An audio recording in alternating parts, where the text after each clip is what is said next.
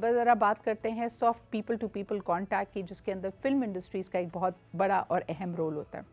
कल मैं एक जगह बैठी हुई थी और बड़ी इंटरेस्टिंग वहाँ पे गुफ्तगू हो रही थी कि क्या आपको पता है कि पाकिस्तान की ड्रामा इंडस्ट्री इतनी बड़ी क्यों है और इसकी फ़िल्म इंडस्ट्री को इतना नुकसान क्यों हुआ है। जबकि एक ज़माने में अगर 1960s की बात की जाए तो आपको ये जानकर हैरत होगी कि पाकिस्तान दुनिया की चौथी बड़ी फिल्म इंडस्ट्री था उस वक्त, just by the number of movies we were producing in a year. फिर अचानक से ये क्या हुआ, इसमें कई फैक्टर्स हैं। लोगों ने कहा कि फ़िल्म इंडस्ट्री को लाहौर मूव करने की कोशिश की, कराची की मूवीज़ बनना बंद हो गई। फिर इसके अलावा एक ख़ास तबके ने इसको टेक ओवर कर लिया, पढ़ी लिखी अच्छी मूवीज़ बनना बंद हो गई, डिस्ट्रीब्यूशन के मसाइल आए। फिर 80 की दिहाई में हमने एक दौर देखा जिसमें इस्लामाइजेशन की बात हुई, तो लोगों में ये मुखालता भी हुआ कि क्या फ़िल्म इंडस्ट्री की तरफ जाना चाहिए, क्या ये काम अच्छा भी है या नहीं। लेकिन इसकी एक और बड़ी इंटरेस्टिंग वजह सामने ये आती है कि अगर हम भारत से पाकिस्तान की फ़िल्म इंडस्ट्री को कंपेयर करते हैं तो पाकिस्तान में, क्योंकि हम बड़े सहल पसंद लोग हैं, हमें आसाइशें पसंद हैं, हमने बहुत जल्दी टेलीविज़न इंपोर्ट करना शुरू कर दिए थे। अगर हम भारत की तरफ देखते हैं तो बड़े लंबे अरसे तक टेलीविज़न एक लग्जरी था, हर घर में मौजूद नहीं था। तो लोगों के लिए वाहिद एंटरटेनमेंट पॉपुलर सिनेमा था, जो कि पुअर मैन्स एंटरटेनमेंट समझी जाती थी। सिनेमा का टिकट सस्ता और ज़्यादा स्क्रीन्स होने की वजह से उन्होंने सुपरस्टार्स प्रोड्यूस किए और एक बस इंडस्ट्री को इस्टेब्लिश किया।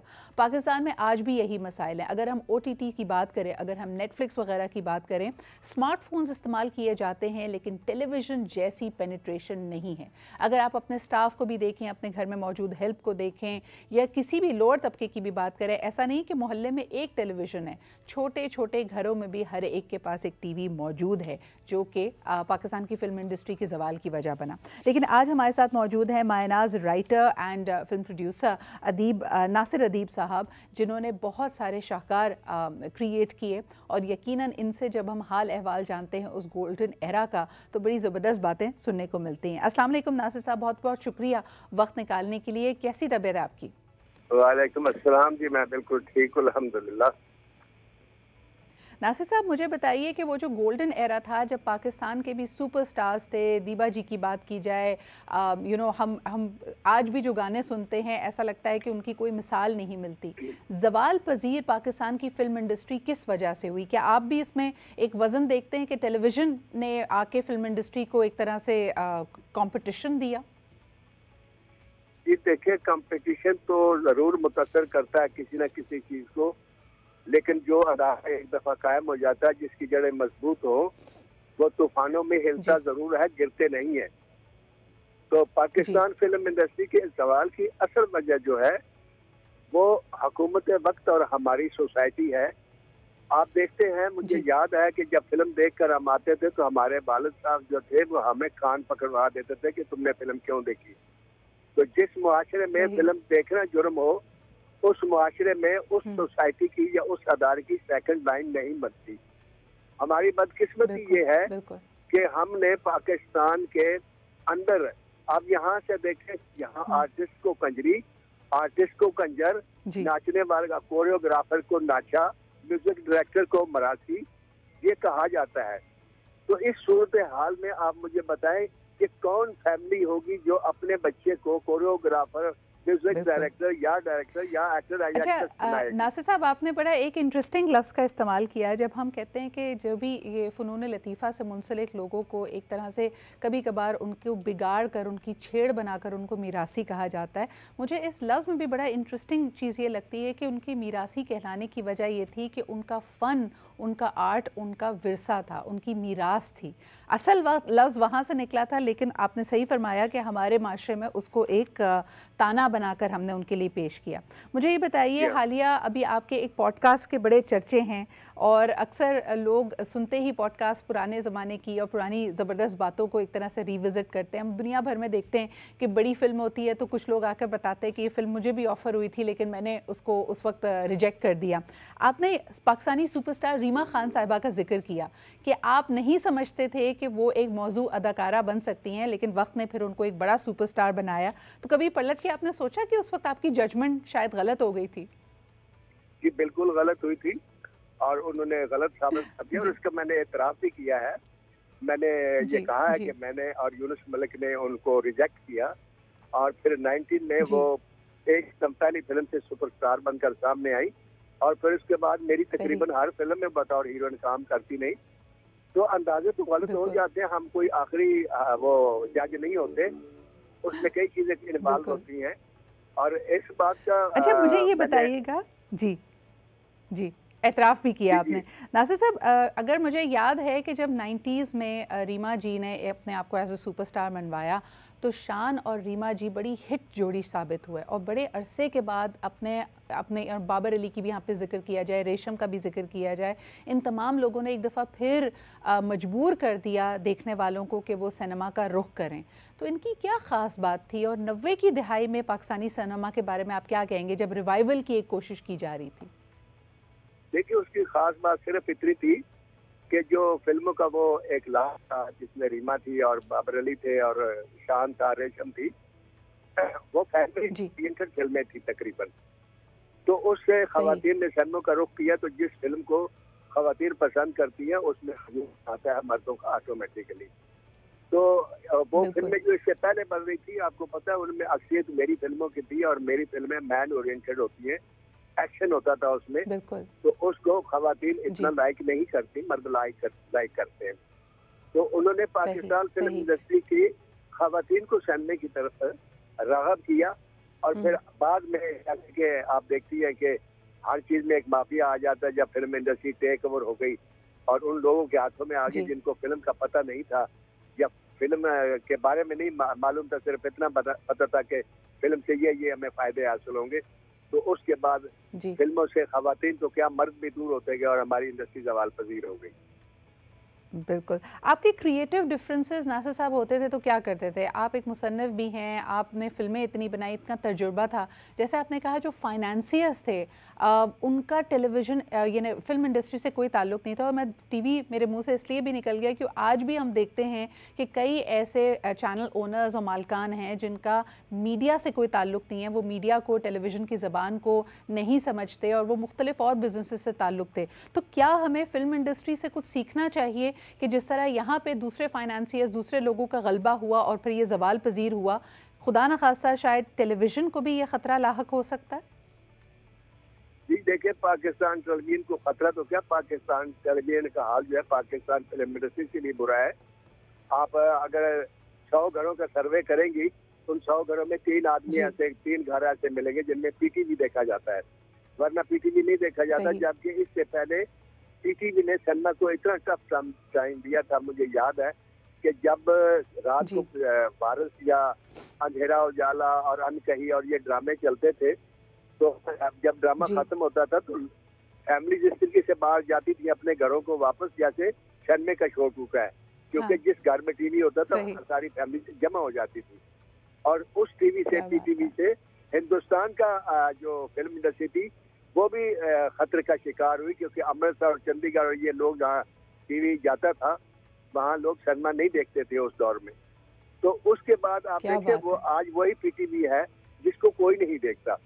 तो मजीद अगर ज़वाल का शिकार होगा तो एक दिन आएगा कि बिल्कुल ही बंद हो जाएगा। मेरी इस सिलसिले में पीटीवी के डायरेक्टर राहुल से मुलाकात हुई थी। मैंने कहा अगर आपको ये चलाना नहीं आता तो इनसे प्रोफेशनल आदमी ले और उनमें हमें लें, और जो लोग हैं आपको ड्रामे बना कर दें और ऐसे प्रोग्राम बना कर दें कि लोग देखें, क्योंकि अब तो कंपटीशन है, इस पर 16-17 चैनल चल रहे हैं। एब्सोल्युटली, बिल्कुल आप सही फरमा रहे हैं। मुझे ये बताइए कि अगर मैं एक और एंट्रेंट की यहाँ पे बात करूँ, जितने OTT प्लेटफॉर्म्स हैं जहाँ पे यूट्यूब पे नए फिल्म मेकर्स, नए फिल्मसाज अपनी चीज़ें डाल रहे हैं, अब तो पे ऑन डिमांड की, वॉच ऑन डिमांड की बात की जाती है। नेटफ्लिक्स मौजूद है, प्राइम मौजूद है, दुनिया भर के प्लेटफॉर्म्स इस तरह के हैं, यानी हमारे पास इतनी चॉइसेस हैं चीज़ें देखने की।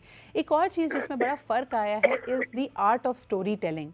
आप समझते हैं कि OTT जहाँ पे अगर किसी को वैसे कहा जाए कि 10 घंटे बैठ के कोई 10 घंटे की फ़िल्म देखो, वो नहीं देखेगा, लेकिन जब उसको सीरीज़ बना दिया जाता है तो अक्सर वीकेंड पे लोग 10-10 घंटे उस कहानी को उसमें महव होके उसको देखते ही रहते हैं। आप समझते हैं कि कहानी बताने का अंदाज भी बहुत बदल गया है? मैं तो बिल्कुल भी नहीं समझता कि कहानी बताने का अंदाज बदल गया। असल में कहानी को बनाने का और फिल्माने का अंदाज बदल गया है। देखिए, कराची में इंडस्ट्री शिफ्ट हो गई, जैसा कि आपको भी पता होगा कि लाहौर में नहीं है। और कराची में 4 जी। सुपरहिट फिल्में बन कर आई, जवानी फिर नहीं आनी 2, और मैं पंजाब नहीं जाऊंगा, मैं लाहौर नहीं जाऊंगी, लंदन नहीं जाऊंगा, आपके सामने है। जी। लेकिन फिल्में जी। सुपरहिट होने के बावजूद भी पाकिस्तान में फिल्में जो थी वो कम होती गई, और आज कराची की फिल्म इंडस्ट्री में भी गिनती की 1 या 2 फिल्में बन रही हैं, और जो बनती हैं वो लगती है जुमे को, और हफ्ते को उनके नाम का नहीं पता होता कि वो कहाँ गई। उसकी वजह क्या है सही। कि जितने भी लोगों ने फिल्में देखी उन्होंने ये कहा कि हमने फिल्में नहीं देखी, हमने एक लॉन्ग ड्रामा देखा जिसमें गाने डाल दिए गए। फिल्म की जुबान, सही, फिल्म का सही। फॉर्मेट, फिल्म की टेम्पो और होती है, ड्रामे की और होती है। कराची के लोग इंतहाई टैलेंटेड हैं, बेपनाह टैलेंटेड है, उनको इल्म भी आता है, किताब आती है, लेकिन सिर्फ किताब का इल्म काफी नहीं होता। अगर सिर्फ किताब का इल्म काफी होता तो अल्लाह हर किताब के साथ पैगंबर न भेजता। उनको एक पैगंबर की जरूरत है, उनके पास किताब का इल्म मौजूद है, और पैगंबर वही पुराने लोग हैं हम जैसे, जिनको पता है कि फिल्म कैसे बनाई जाती है, फिल्म की जुबान क्या होती है। लेकिन उन्होंने हमें साहब, क्या आप नई फिल्म, हाँ, लेकिन आप कोई नई फिल्म के बारे में सोच रहे हैं, कुछ बनाने का इरादा रखते हैं? देखिए, मैंने फिल्म लिखी था राजेंद्र मौला जट, आपके सामने 3रा साल है अभी तक वो पाकिस्तान में चल रही है। उसने हिंदुस्तान की 400 अरब रुपए की फिल्मों को शिकस्त दी, पूरी दुनिया में उसने शिकस्त दी, और आज भी लोग वहाँ से फिल्म देखने के लिए लाहौर को वीजे लगवा कर आ रहे हैं कि वहाँ रिलीज नहीं हुई चंडीगढ़ में। तो मैं समझता हूँ कि अगर फिल्म बनेगी तो फिल्म बेपनाह अच्छी बनी होनी चाहिए। और देखिए, पुरानी कहानी थी, मौला जट 79 में रिलीज हुई थी, जो वैशी जट का सीक्वल था, और वैशी जट 75 में रिलीज हुई, और आज फिल्म वही रिलीज हुई और लोगों ने उसे पसंद किया। क्यों? कि वो फिल्म बिल्कुल सही। नासिर साहब, अब माशाल्लाह आपकी बेटी भी इसी फील्ड में हैं और उनको भी बहुत सराहा जाता है एज एन एक्टर, तो क्या कहना चाहेंगे जोया के बारे में? कभी आपने उनको बहैसियत एक राइटर के, एक डायरेक्टर के, उनको फीडबैक दिया उनकी एक्टिंग स्किल्स पे? देखिए जी, मेरी बच्ची काम कर रही है, मैं इसलिए उसको इजाज़त दी कि मैं पाकिस्तान फिल्म इंडस्ट्री के बारे में लोगों का ये ख्याल है कि मैं जब एतराज़ करता हूँ कि लोग आर्टिस्ट को एक्ट्रेस क्यों कहते हैं, तो मैंने अपनी बेटी को इसलिए इजाज़त दी कि मैं इस इंडस्ट्री को ऐसा समझता हूँ कि यहाँ इस किस्म की कोई ऐसी बात नहीं है जिससे कि इस इंडस्ट्री से नफरत दूर आ जाए।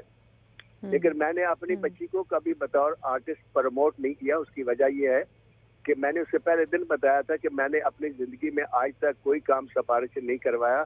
मैं एक ऐसी फैमिली का बच्चा था, मेरी कोई बैकग्राउंड नहीं थी, मैं अनपढ़ फैमिली से सरगोदा के एक छोटे से गांव से आया, और अपने टैलेंट के हिसाब से मैं 7 साल पाकिस्तान फिल्म इंडस्ट्री में काम तलाश करता रहा और मांगा, और जब मांगा तो उसके बाद किसी सिफारिश से नहीं मांगा, और अल्लाह ताला ने यहाँ तक पहुँचाया। तो मैंने उससे कहा, बेटा ये तवक्को न करना कि मैं तुम्हें रिकमेंड करूँगा किसी आर्टिस्ट को। सारे डायरेक्टर मेरे दोस्त हैं, नदीम बेग के साथ मैं फिल्म कर रहा हूँ, वो ड्रामा आर्टिस्ट है, आपको पता ही है। लेकिन मैंने आज तक उससे ये नहीं कभी कहा कि आप जोया का जरूर ले, क्योंकि जो किसी काबिल होगा। मैंने कहा, बेटी अपना, तुम्हारी सबसे बड़ी सिफारिश तुम्हारा काम है, काम अच्छा करोगे लोग लेंगे, काम अच्छा नहीं करोगे लोग नहीं लेंगे। अच्छा, फिर आखिरी सवाल नासिर साहब, आपने कहा काम अच्छा, बहुत सारे ऐसे टैलेंटेड एक्टर्स हैं जो अपना मकाम नहीं बना पाते या उनकी फिल्में हिट नहीं होती, तो आप किस्मत का कितना दारोमदार इसमें समझते हैं, कितना अमल दखल है किस्मत का? जी, किस्मत का दखल जो है, देखें बात वही है कि 2 आदमी कुआं खोदते हैं, दोनों एक जैसी मेहनत करते हैं, एक का तेल निकल आता है और एक को नीचे से सांप निकलता है और वो उसको ढक लेता है। ये मुकद्दर है और वो मेहनत है। मेहनत आप जरूर करें, और मुकद्दर जो है वो आपके हाथ में नहीं है, वो अल्लाह के हाथ में है। आप देखें ना, मैं रीमा की मिसाल दूंगा कि हमने समझा कि वो आर्टिस्ट नहीं बन सकती, और वो कैसी आर्टिस्ट बनी पहली ही फिल्म से, वो हमारे सामने है। तो उससे पता हमें ये चला कि ये सब कुछ अल्लाह के हाथ में है, इससे उसके पास है, अजमतें उसके पास है। तो मैं शुक्रिया अदा करना चाहता हूँ आपके इस चैनल के तवज्जुह से उन लोगों का जिन्होंने मेरे ऊपर तनकीद की कि मैंने रीमा जी के बारे में कुछ गलत बातें क्यों की। हालांकि मैंने उनके बारे में गलत बात कोई नहीं की। देखे, मैं फिल्म लिखता हूँ, कोई आप मेरी कहानी पसंद नहीं करती तो मैं नहीं समझता आपने कुछ गलत किया, वो कहानी किसी दूसरे के पास चली जाएगी, वो हिट हो जाएगी। बिल्कुल। मैंने ये बहुत ज़रूर बहुत कहा था शुक्रिया कि नासिर साहब हमारे साथ मौजूद होने के लिए, और बड़ी अच्छी आपसे गुफ्तगू रही। तारीख़ के और माजी के जो दरीचे हैं उस पर भी हमने एक नज़र डाली कि यकीनन कई दफ़ा इंसान के अंदाज़े गलत निकलते हैं, और आपकी जो बात है उसी पे इस सेगमेंट को क्लोज़ करना चाहेंगे कि वाकई तमाम तकदीरें, तमाम मुक़द्दरें अल्लाह ताला के हाथ में हैं, और कभी कभार आप बहुत कम काम करते हैं और आपको बड़ा ज़बरदस्त उसका सिला मिल जाता है, शोहरत, दौलत सब मिल जाती है। लेकिन साथ साथ अपनी मेहनत को जारी रखें।